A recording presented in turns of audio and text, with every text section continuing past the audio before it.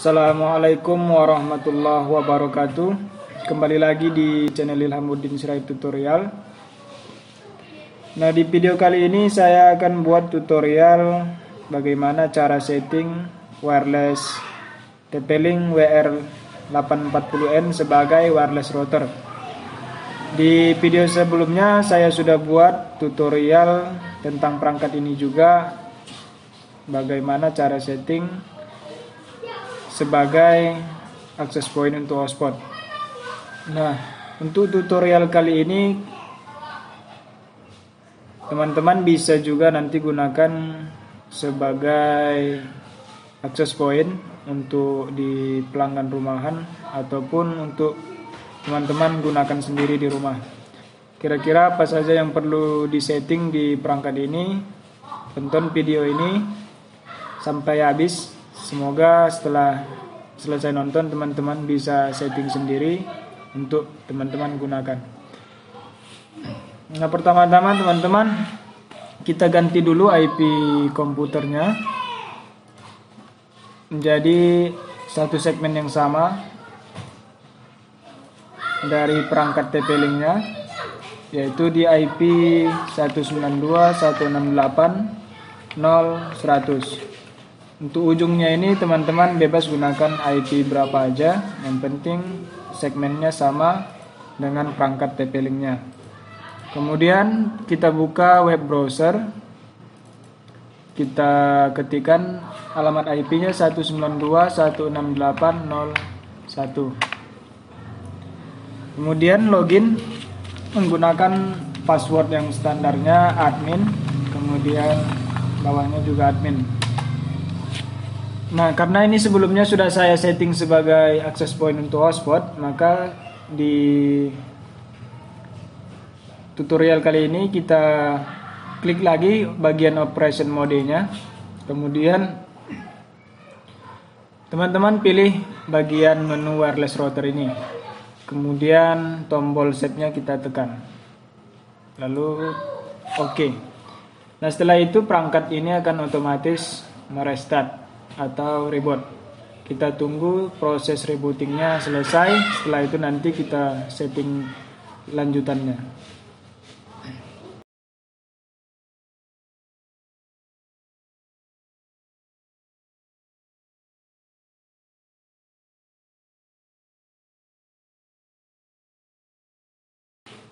Nah, setelah diganti jadi operation modenya wireless router, maka menu-menunya kembali lagi seperti semula teman-teman, banyak lagi nih.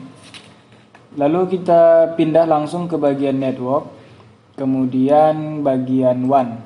Di bagian WAN ini teman-teman, kita ganti IP-nya menjadi static.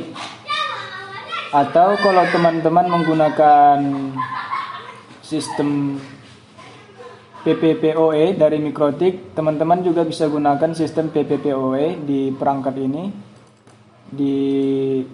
Tinggal input username dan passwordnya di sini. Maka perangkat ini juga bisa terhubung menggunakan sistem PPoE. Atau bisa juga menggunakan PPTP seperti ini, banyak sistem menu-menunya. Nah, pada tutorial kali ini saya akan gunakan static. Jadi kalau kita menggunakan IP static ini, teman-teman harus dapat dulu IP-nya. Kalau misalnya menggunakan Mikrotik, teman-teman set dulu IP untuk perangkat ini supaya bisa terhubung ke Mikrotiknya dan bisa mengakses internetnya. Di sini saya sudah set IP-nya tadi sebelumnya. Saya input dulu. Sini 173.27.2.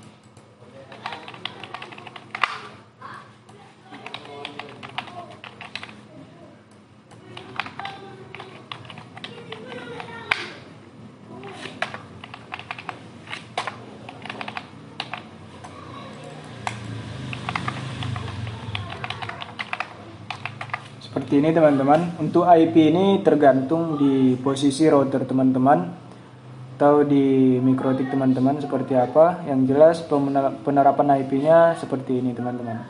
Ini adalah IP yang digunakan untuk perangkat ini, sedangkan gateway ini adalah IP yang didapat dari router atau mikrotik teman-teman sendiri. Kemudian kita tekan tombol setnya.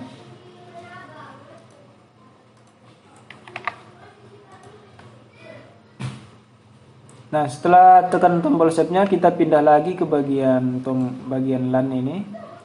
Jika teman-teman ingin merubah IP ini, boleh juga dirubah. Untuk seperti ini aja langsung tidak dirubah pun bisa juga. Kita skip aja, kita pindah ke bagian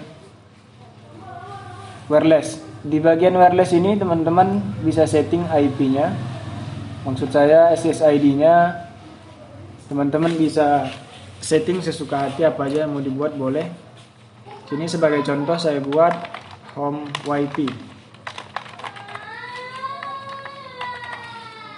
Kemudian untuk channelnya saya gunakan 20 MHz. Nah, kemudian tekan aja tombol setnya. Nah, jika sudah teman-teman setting seperti ini, tinggal save aja.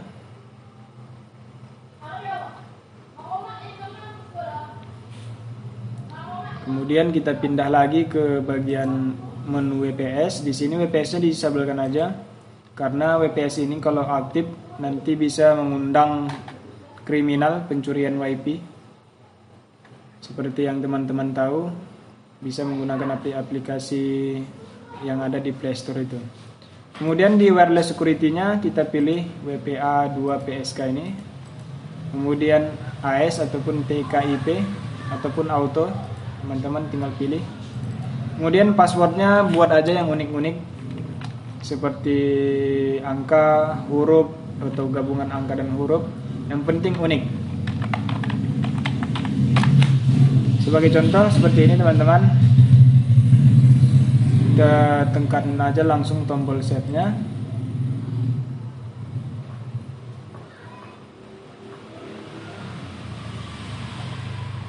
Lalu kita pindah lagi ke bagian advanced setting. Di sini klien isolasinya kita aktifkan kembali.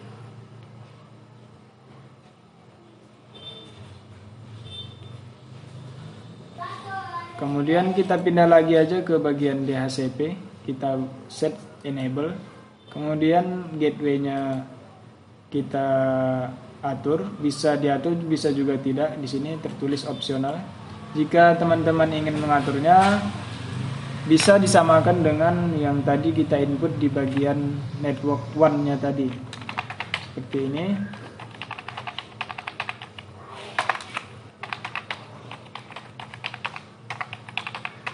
Kemudian teman-teman tekan tombol setnya. Kemudian security-nya kita lihat-lihat di sini sudah sesuai.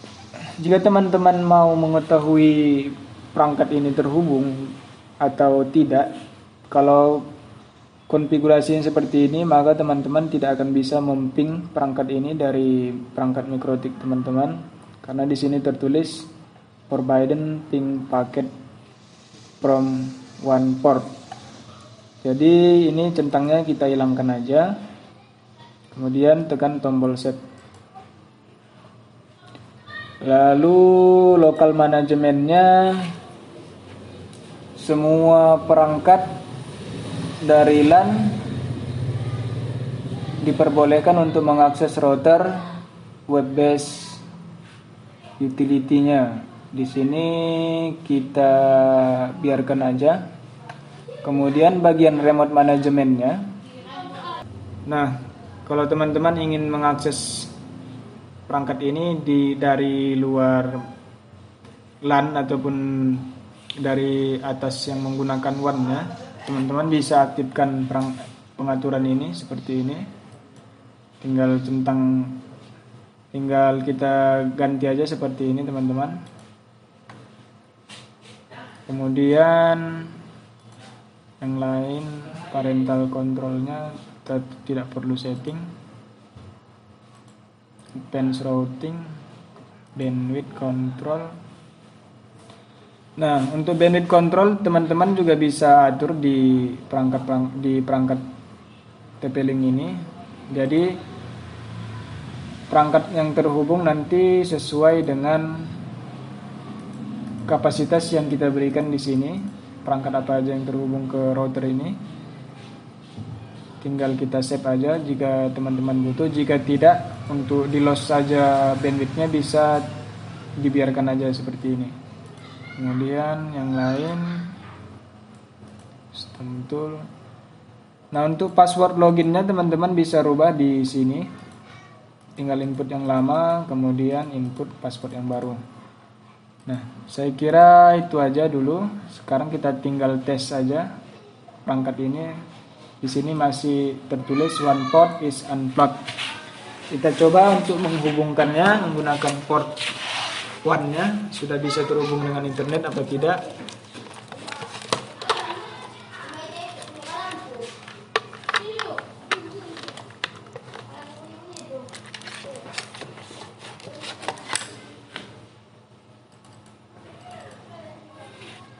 Nah, di sini perangkatnya sudah terhubung teman-teman. Tinggal kita tes aja. Oh, karena tadi kita settingnya IP static manual, jadi sekarang kita DHCP kan aja untuk mentes DHCP-nya. Ini sekarang sudah DHCP teman-teman, sudah dapat IP-nya, DNS-nya. Sekarang kita tinggal tes internetnya aja. Nah, di sini sudah terhubung teman-teman ke internet menggunakan router ini. Sudah terhubung ke internet.